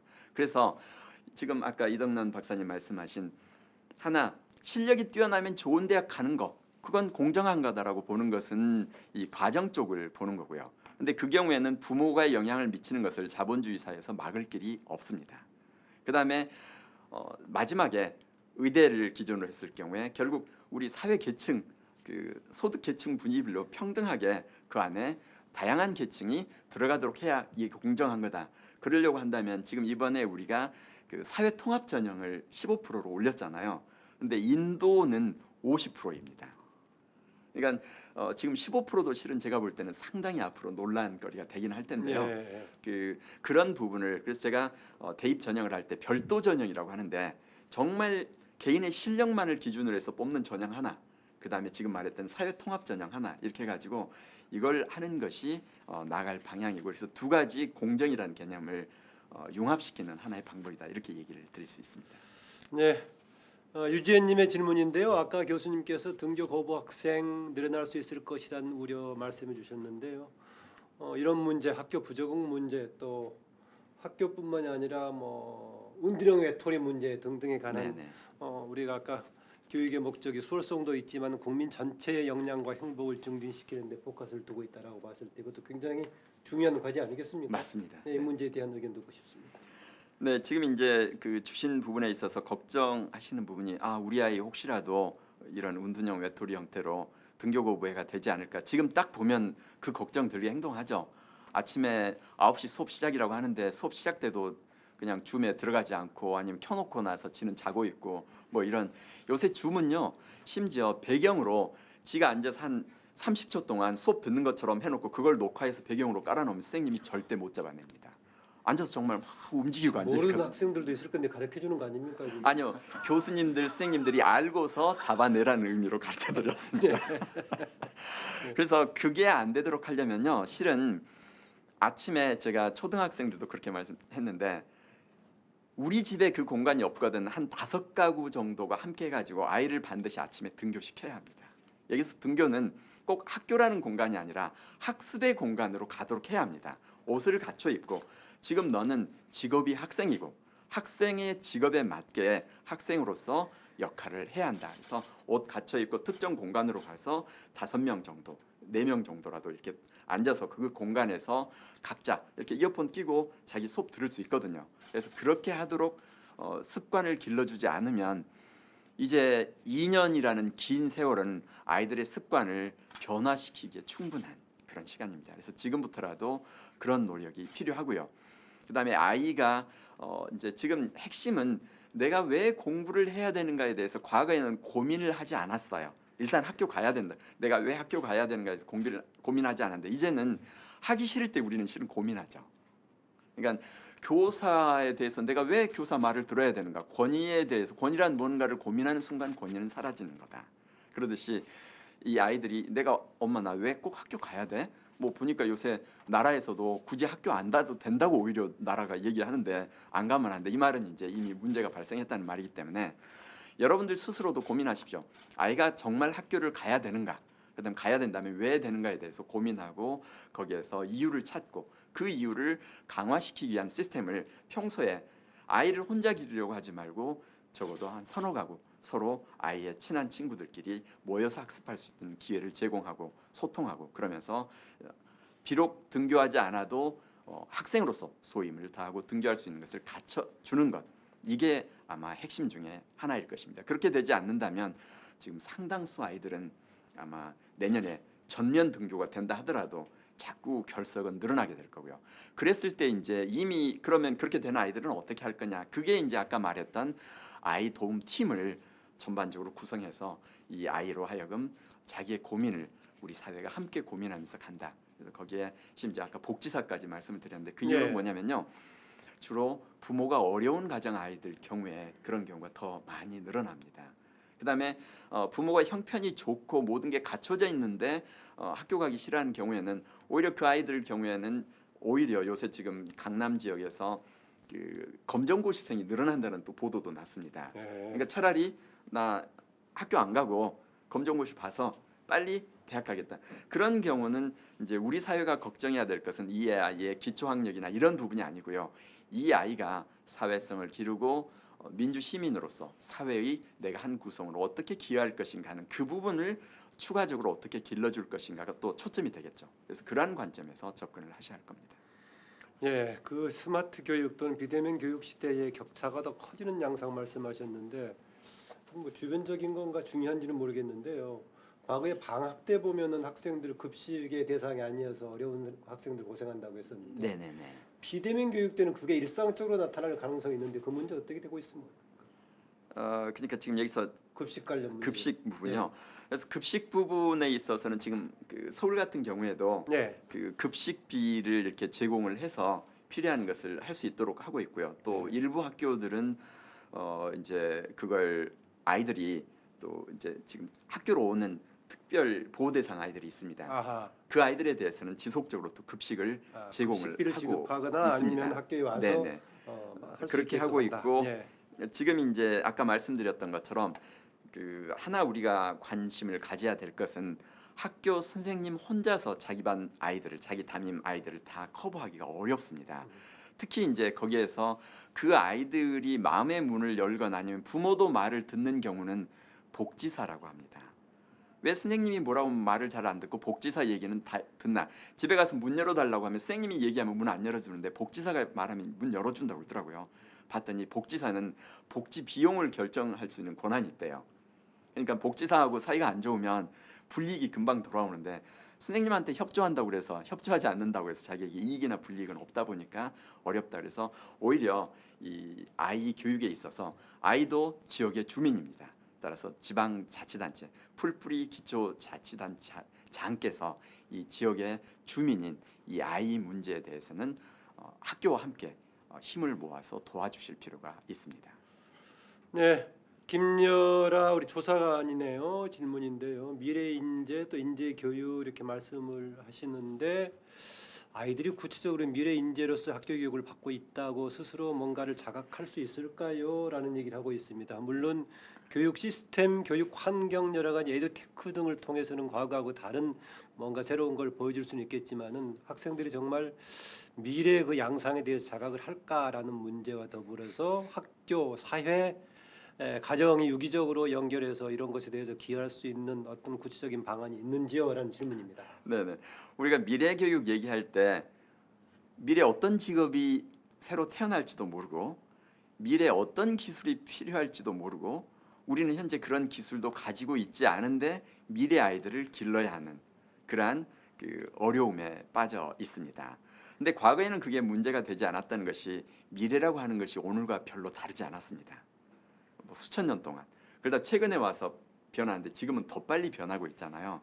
그랬을 때 우리가 교육에서 지향하는 바는 어떠한 상황에 처하더라도 바로 거기에서 필요한 기술을 내가 습득하고 역량을 갖추어서 바로 그쪽으로 나아갈 수 있는 그러한 우리가 주도적인 학습자로 길러주는 것, 이제 그런 부분을 얘기를 합니다. 여기에 문제가 뭔지 아니면 내가 던져야 될 질문은 뭔지, 그러면 그 질문에 대한 답을 어떻게 찾을지. 그러니까 어찌 본다면 단단한 기초 체력을 다져줘서 어떤 새로운 스포츠를 요구하더라도 이제 해당 근육의 근육을 조금만 더 기르면 바로 그 스포츠를 할 수 있도록 기초를 튼튼히 만들어주는 것. 실은 모르는 미래를 대비할 때는 그게 가장 현명한 방안이다. 이렇게 얘기할 수 있습니다. 저희들이 박근혜 정부 때 뭐 코딩 교육 막 이런 게 되게 미래에 중요하다 그래서 그쪽을 강조를 했는데 오히려 지금 와서는 꼭 우리가 그 코딩 할 필요 있느냐 이런 말이 나오고 있고 AI 중에 내가 구술로 이렇게 아니면 글로 쭉 이러이러하는 것이 필요하다 그러면 그 기초 코딩 해주는 AI가 최근에 나왔습니다. 네. 그래서 약간만 수정하면 되거든요. 오히려 그 중요성, 너무 첨단이라고 하는 것의 중요성은 금방 사라졌고 그런 건 다 인터넷에 있으니까 공부 안 해도 된다고 했던 기초 기본은 의미 있게 네. 오히려 역량을 기르려면 기초 기본이 중요하다. 그래서 다시 지금 최근에 그 카이스트에서 나온 그 5C 대신에 7C가 있는데 거기에는 첫 번째로 중요한 것이 기초 지식입니다. 네. 그래서 오히려 걱정할 것은 다른 걸 한다고 하면서 기초 기본 지식을 충분히 갖추지 못하도록 하는 것은 아닌가. 그 다음에 우리가 이제 지식만이 아니라 더 중요한 것은 마음의 근육인데요. 쉽게 무너지지 않도록 강한 멘탈을 길러주고 어떤 것을 하도록 했을 때 끈기와 집념과 인내를 가지고 끝까지 완수할 수 있도록 길러주지는 못하고 있지 않는가. 이걸 고민할 시점입니다. 요새 아이들은 창의적이기는 쉽고 열심히 하기는 싫어한다. 그런데 열심히 하지 않고 창의적일 수 있는 방법은 존재하지 않습니다. 네. 박 교수님께서 교육학, 교육행정 또 미래교육 관련 분야를 뭐 30여 년 가까이 해오셨기 때문에 한 대목에서도 길게 말씀해 주셔도 계속 들을 만한 얘기입니다만은 워낙 여러 가지 질문이 많이 들어와서 소화해 네네. 주셔야 하니까 네, 그럼 짧게 답하겠습니다. 이게 몇 가지를 우선 이만우 님의 질문인데요. 요즘 학교에서 나타난 여러 가지 문제들, 소통의 위기라든가 권위 실종, 교육 격차 문제, 이것은 우리나라뿐만이 아니라 다른 국제적으로 다른 나라에서도 공통적인 문제 같다고 느끼고 있는데요, 알고 있는데요. 혹시 서로 다른 특징이 있나요라는 질문입니다. 그 배경에. 네. 일단은 이제 제가 그 교사 권위 실추 부분을 얘기를 하면서 일본도 그렇게 심각하다 그랬더니 어떤 분이 핀란드랄지 이런 유럽은 괜찮다 알아봤더니 핀란드 교사들이 최근에 학생들이 자꾸 폭력을 행사하니까 폭행으로부터 자기를 보호하기 위해서 호신술을 배우기 시작했더라고요. 이게 국제 뉴스에 떴더라고요. 그래서 그런 정도로 세계적인 흐름에 있어서 그 조금 권위 실추 현상은 동일합니다. 다만 사회 문화의 차이가 있습니다. 핀란드 경우에는 어떻든 그 사회 전체가 상호 신뢰성이 높고 또 서로에 대한 어떤 인정과 존중의 정도가 높다 보니까 거기에서는 그 과거 우리나라와 마찬가지로 교사의 권위를 부모들도 인정하려고 하고 권위에 도전했을 때 동료의 압박도 큽니다. 그래서 특히 이제 또 다시 돌아가면 뭐 베트남이랄지 이런 지금 현재 급속도로 성장하고 있는 국가들도 우리의 과거 문화들이 있어서 아직도 교사에 대한 권위 도전 정도는 좀 낮고요. 네. 그 다음에 학부모들이 그 교육에 대한 열의 차이도 그렇게 심하지는 않습니다. 그래서 이 사회 발달 정도가 그대로 반영되는 것 같아요. 지금 이제 우리가 앞으로 잘못되면 어찌 될 거냐를 보려면 일본과 미국을 잘 살펴야 합니다. 아, 이대로 갔다가는 저렇게 되겠구나. 그래서 이미 일본에서 제가 말하는 기생충족이 급속히 늘어나고 있다. 그러니까 캥거루족하고 달리 기생충족은 지 마음대로 재밌게 살다가 40 넘어서 부모 밑으로 부모한테 의존해서 돌아와가지고 부모의 아하. 연금을 빨아먹고 산다. 그래서 기생충족이라고 하는데 400만이 넘는다고 그래요. 아하. 여러분 댁에도 지금 기생충이 자라고 있을 겁니다. 그래서 우리가 일본과 미국의 사례를 보면 우리가 잘못되면 어찌 될 것인가를 보는데요. 우리 노력으로 막을 수 있는 부분도 있지만 막을 수 없는 부분도 있습니다. 막을 수 없는 부분은 지금부터 필요한 대책을 세워야 되고요. 완화시킬 수 있는 부분은 노력을 통해서 완화시켜 가야겠죠. 네. 김도희님의 질문입니다. 공교육 대신 홈스쿨링을 택하는 분들도 있는데요. 홈스쿨링이 공교육을 대체할 수 있을까요? 라는 질문과 더불어서 홈스쿨링을 택하는 분들에게 유의해야 될 점을 좀 주신다면은요 하는 얘기입니다. 네, 그 홈스쿨링에 대해서는 유럽과 미국이 완전히 상이한 관점을 가지고 있습니다. 유럽은 일단 독일 같은 경우는 법으로 홈스쿨링 금지입니다. 왜냐하면 민주 시민을 길러야 되는데 집에서 혼자서 이러한 소통하고 상대를 배려하고 시민으로 성장하는 것이 불가능하다고 믿고 있고요. 미국 경우는 워낙 광범위하고 다양하기 때문에 홈스쿨링을 뭐 이렇게 금하지 않습니다. 우리나라는 지금 현재 법적으로는 보면은 그 검정고시를 허용하고 있기 때문에 뭐 중학교까지는 의무 교육이니까 학교를 다녀야 되고요. 고등학교부터는 뭐 거기에 대한 홈스쿨링을 금지하거나 이런 건 아니지만 또 권장하는 시스템도 아닙니다.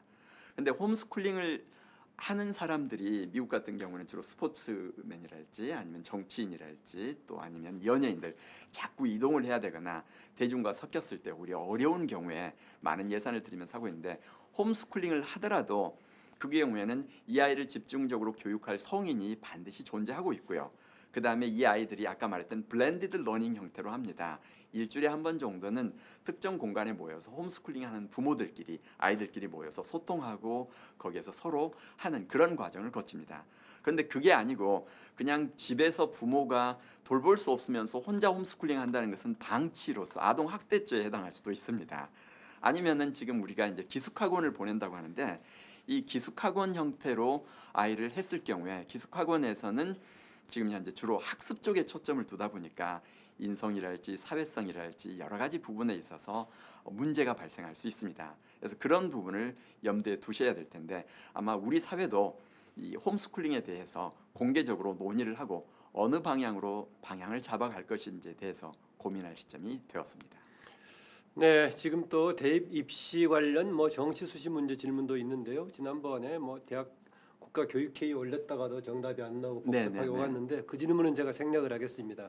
왜냐하면 교수님 의견 주셔도 또 상반된 주장이 계속 반복되기 때문에 대신 이 질문 드리겠습니다. 올해의 중요한 선거 중에서 또 6월 1일 날 지방선거가 있습니다. 네. 그때 교육감 선거도 포함이 되어 있습니다. 교육감의 경우에 정당 소속이 아닙니다. 아니어도 은밀하게 뭔가 정당과 연계성이 있어 보여서 정치화되어 있는 측면이 또 있고요. 또 오히려 그러기 때문에 직접적으로 뭐 정치적 런닝메이트 제도로 가는 것도 어떠냐라는 얘기 있고 정반대로 과거처럼 간선제로 가는 게 어떠냐라는 의견이 있는데 교육감들의 역할과 지금 선출 방식의 문제입니다. 네네. 어떻습니까? 일단 입시는 암으로 본다고 하시면서 말씀을 해서 한마디만 드리면 입시 문제가 해결되지 않는 이유는 입시로 해결할 수 있는 문제가 아니기 때문에 그렇습니다. 제가 그림자론을 자꾸 주장하는데요. 입시에 관련된 문제는 입시라는 벽에 나타난 그림자일 뿐입니다. 이 그림자를 직접 지울 수는 없습니다. 그래서 입시의 상당 부분은 사회 문제인데 사회 문제를 사회가 만들고 있는 그림자다. 그렇죠. 예. 그걸 입시 제도를 통해서 해결하고 하기 때문에 어떠한 세제를 동원하더라도 절대 그 그림자는 지워지지 않는다. 이게 제 관점이고요. 사회 부분에서 어느 부분을 주로 이제 사회 부분에서는 사회의 양극화, 이원화, 직업색의 그 정규와 비정규, 그다음에 대기업과 중소기업의 과도한 임금 격차, 뭐 사회 안전망 구축의 실패, 뭐 이런 것들이 사람들을 극도로 불안하게 하다 보니까 어떠한 제도를 도입하더라도 수단과 방법을 가리지 않고 상위로 가야 하는 이런 전쟁 상황이 전개되고 있다, 이렇게 말씀드릴 수 박 교수님이 그런 얘기 기존에도 했을 법한데 네. 사회적 공론화 과정에서 그 문제는 그렇게 주목을 받지 못했던 것 같습니다. 이제 주로 그건 입시 방법과 이후의 교육 체계, 그렇죠. 공교육 체계만 초점을 두고 얘기했던 네네. 것 같습니다. 교육계에서는 끝없이 얘기를 하고 있지만 사람들은 입시의 문제니까 입시 제도를 바꾸면 해결될 거라는 착각을 가지고 있어서 아무리 목소리를 내도 잘 들리지 않았을 뿐입니다. 예. 그다음에 지금 교육감 관련 문제. 교육감 관련해서는요. 지금 현재도 선거가 진행되고 있는데요. 주변에서 아는 분들도 많이 좀 준비하고 네, 있죠. 많이 준비를 하고 있습니다. 근데 이 교육감은 우리가 선거란 말 자체가 정치입니다. 투표를 통해서 뽑기 때문에 정치인일 수밖에 없는데 정치인이 아닌 양 정당에 소속되지 않도록 하고 뭐 그냥 교육적인 식견과 소양 어쩌고저쩌고 하는데 서울시 교육감을 뽑으면 서울시장을 뽑을 때 어떻게 하나요? 당이 총동원해서 조직 선거를 합니다. 선거는 조직입니다. 그런데 서울시장 교육감 선거를 개인이 혼자서 하라는 말은 결국은 불가능하다는 말이죠. 그러려면 이제 조직이 동원될 수밖에 없는데 따라서 어떤 식으로든지 조직을 갖고 있는 팀이 이길 수밖에 없다. 따라서 이렇게 직선으로 하려면 아예 러닝메이트 형태로 갈 수밖에 없겠다. 안 그럴 경우에는 드러내지 않고 뒤로 하다가 불법이 되거나 아니면은 이제 여러 가지 비리 형태로 나타나거나 아니면 드러나지 않는 속에서 진행하다 보니까 이 요새 교육감 낭인이 전국적으로 엄청나게 많이 아하. 생산이 되고 있습니다. 저보다는 훨씬 이제 현장에 계시니까 많이 아시겠네요. 네, 네. 교육감 낭인이 그렇게 많습니까? 네, 그렇게 많습니다. 그러니까 교육감 한번 나오려고 하면 자기 전 재산을 털어 넣어도 그렇죠. 더구나 광역 대상이기 때문에 네, 선거 네. 비용도 엄청 많이 들죠. 예, 근데 그거 누구도 도와주지 않으니까 자기 돈 넣고 빚까지 해가지고 연금도 요새 일부 차압받는 그런 낭인들도 급속히 증가하고 있어서 아마 이 부분에 있어서 이제 그 개인 문제가 아니라 과연 어떻게 하는 것이 타당한가 봤더니 결국은 지자체와 교육감이 함께 협력할 때 지역의 교육은 더 잘 갈 수 있다, 이런 관점에서 볼 필요가 있겠다, 이렇게 생각을 하고 있습니다. 예, 다른 그 분야의 질문 하나 드리겠습니다. 제가 어렸을 때 국어 시험에 가나다 평가가 나왔을 때 보면 말하기, 듣기, 쓰기, 읽기 구분이 돼서 나왔습니다. 네네. 그러나 구분해서 평가했던 것이 아니라 시험 성적 하나 가지고 적당히 배분해서 평가를 했던 것 같은데요.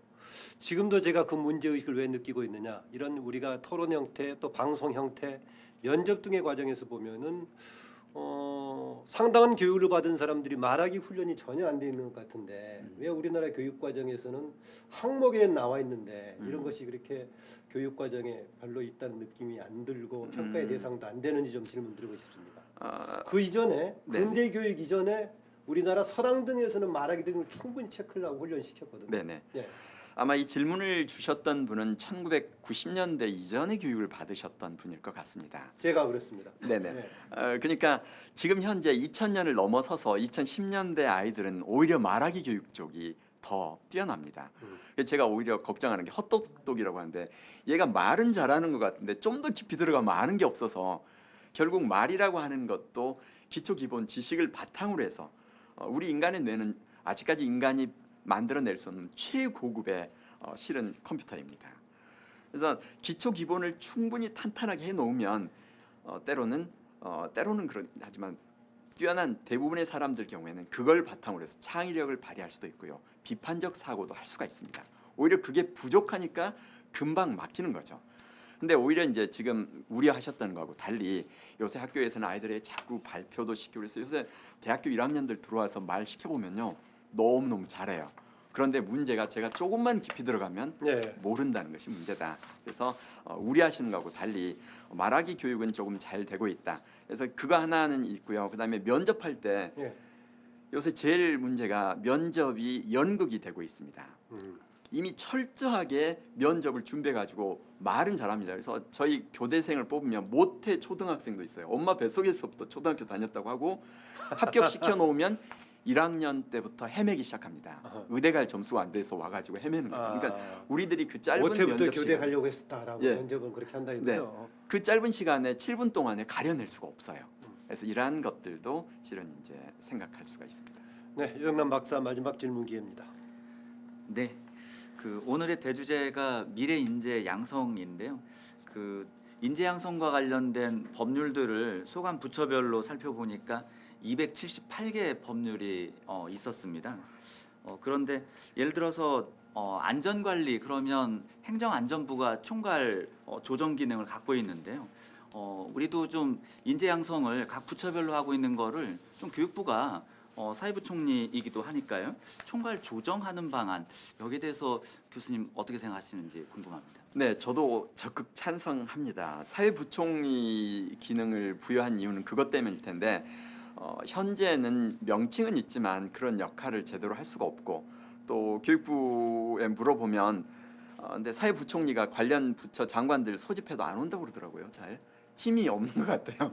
명칭하고 달리. 그래서 실질적으로 그러한 권한을 행사할 수 있도록 아마 시스템이 갖춰져야 돼서 이 인재 양성 총괄 부서가 반드시 필요한데 이번에 이제 국가교육위원회가 만들어지면 지금 초중등 교육의 권한은 교육부 장관 권한에서 지금 지자체 교육감의 권한으로 이양이 아예 됩니다. 위임이 아니고 많은 부분이 그럼 교육부 역할이 크게 많이 축소되는 축소가 겁니까? 되는 거죠. 어. 그러려면은 지금 고용노동부가 따로 있고 교육부가 있는데 고등교육 기능은 또 고등교육은 실은 최대한 자율성을 존중해 줘야 되는 게 고등교육이거든요.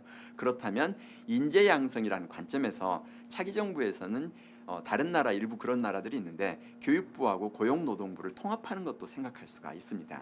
그러면서 거기에서 사회부총리로서 인재 양성 컨트롤 타워를 아예 만들고 교육부의 성격이 많이 달라지겠군요. 그러면. 그렇죠. 그런데 왜냐하면 지금 초중등 교육은 다 넘겼고 고등교육은 대학이 해야 되고 그렇다면 교육부는 평생교육과 기타 여러 가지 진로 직업교육 쪽에 초점을 두려면 이런 식으로 가는 것이 오히려 국가 발전에 도움이 되겠다. 이게 제 생각입니다. 그럼 국가교육위원회가 2022년에 출범을 한다면 중반 7월인가요? 그때 그렇죠. 출범하나요? 7월에 출범. 출범을 하게 되면은 주로 하는 역할이 국민 참여 통로가 되는 건가요? 어떤 건가요? 지금 이제 우리 사회의 갈등이 있는 주제가 아주 많습니다. 그런 갈등이 있는 주제에 대해서는 거기에서 이제 의미 있게 제도를 마련해 가지고 누가 언제 어떤 방식으로 참여해서 우리 사회를 공론화장으로 이제 만들어서 사회 전체 국민의 의식도 높이고 또 공감대 형성의 폭도 높일 것인가 이 역할을 하면서 중장기 계획도 수립하고 갈등이 됐던 문제에 대한 어떤 방안도 탐색하게 될 것입니다. 물론 이제 자잘한 교육의 현안 문제는 계속 교육부가 앞에서 맡고 또 해결하고 이 역할은 지속하겠죠. 과거에 보면 교육부 역할이 가도하다라 해서 심지어는 폐지론까지 나오기도 했었는데 지금 대개 이제 그런 방향으로 역할 분담이 되는군요. 그러니까 네, 제가 볼 때는 공권 그렇습니다. 쪽과 그다음에 국민 참여하는 위원회 쪽과 네네. 교육부. 아까 심지어는 고용노동 고용부하고 같이 통합하는 것도 생각해 볼 수 네, 있다고 왜냐하면 인재 양성이라면 예. 그쪽이 함께 가야 될 것 같고요. 그다음에 국가교육위원회와 관련해서 실은 국회에 정말 부탁하고 싶은 게 있는데 처음에는 우리가 마음에 차는 그런 기능을 하기가 어렵습니다. 막 태어난 어린 아이잖아요. 걸음마 할 때는 최대한 인정하고 도와주고 하는 쪽으로 가야 되는데 현재 애매한 것이 국회에도 그 교육위원회 있잖아요. 근데 국가교육위원회에서 어떤 예산이 수반되는 정책이 합의가 됐다. 그럼 국회는 정말 예산을 통과시켜 줄 건가? 기껏 합의했더니 국회에서 싸우면서 예산 못 준다 그러면 이건 유명무실한 조직이 되거든요. 그래서 한동안은 국회가 이 국가교육위원회를 최대한 보호하면서 역할을 할 수 있도록 도와줘야 되지 않을까 이런 생각은 합니다. 아마 준비하신 마무리 발언 같은데요. 더 추가로 마무리 발언 부탁드립니다. 오늘 시간이 다 돼서요. 네. 그동안에 해오셨던 정리 주신 의견 아니면은 하지 못한 말씀 강조 좀 포함해서 마무리 발언 부탁드립니다. 네, 하나는 제가 늘 학교 현장에도 그 얘기를 하고 하는데요. 밝은 점 찾기 전략이라고 있습니다. 이것은 스터닌이라는 사람이 월남전 이후에 월남에 가가지고 영양실조 문제를 해결하기 위해서 썼던 건데 가보니까 아이들 다 삐싹 말라 있고 막 힘든데 해결책이라고 하는 것은 음식 부족하니까 식량 공급 늘리는 거, 깨끗한 물을 공급하는 것, 영양 교육 시키는 거. 그런데 돈이 없어요. 인력도 없어요. 그래서 그런 것을 TBU 전략이라고 합니다. True but useless.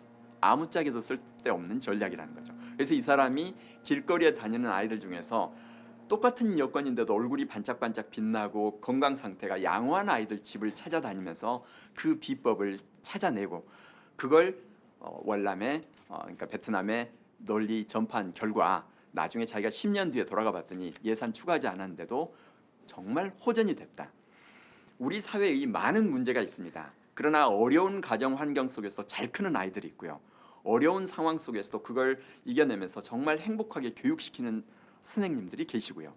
또 그 안에서 자라는 어려움 속에서 자라는 학부모도 있고요. 지자체장도 있고요. 그렇다면 문제에 집착해서 문제를 해결하려고 할수록 문제는 더 커지는 경향이 있고 오히려 우리가 국회에 대해서 국회의원 마음에 안 든다고 비판만 하는데 정말 헌신적인 국회의원들이 많으시잖아요. 그러듯이 우리 사회가 각 분야에서 정말 모든 것을 바쳐서 헌신하고 좋은 결과를 이루어내는 분들의 초점을 맞춰서 그 비법을 사회가 공유하는 것. 그 다음에 서로 값이라는 사회가 아니라 서로가 서로에 대해서 늘 고마워하고 감사하는 마음을 갖는 것. 아마 이게 밝은 미래를 열어가기 위한 출발점이 아닐까 이렇게 생각합니다. 고맙습니다. 네, 박 교수님 고맙습니다. 오늘 시선과 논단 교육을 주제로 했습니다. 그렇지 않아도 우리가 여러 교육의 과제를 안고 있는데 최근에 변화 과정에 있죠. 한편으로는 스마트 시기에 부합하는 교육 체계가 필요하고 또 한편으로는 새롭게 경험하고 있는 코로나19 상황에서 경험하고 있는 여러 가지 문제들 복합적으로 다양한 진단을 주셨습니다. 오늘 내용 우리 시청자분들과 국민들께서 우리 교육의 현실 또 앞으로 나아갈 방향을 이해하는데 많은 좀 도움이 됐을 거라고 생각이 되고요. 입법조사처는 이후에 관련 정책을 지원하는데 중요한 참고 자료가 될 것으로 생각이 됩니다. 오늘 고견을 주신 박남기 교수님께 다시 한번 감사드립니다. 네, 고맙습니다. 네. 오늘 올해 마지막 시선과 논단 12번째였었죠. 마치고 새해 첫 번째는 우리 내년에 대선 국면이 되는데요. 20대 대선과 시대적인 과제에 대해서 주제로 합니다. 현재 한국정치학회장을 맡고 있는 김남국 교수님을 초대해서 얘기를 들을 것입니다. 계속해서 국회 입법조사처의 정책 토론회, 원래 포럼, 시선과 논단에 많은 관심을 가지고 성원해 주시길 부탁드립니다. 오늘 여기서 마치겠습니다. 고맙습니다. 감사합니다. 네, 고맙습니다. 네, 잠깐만 앉아 계시고요.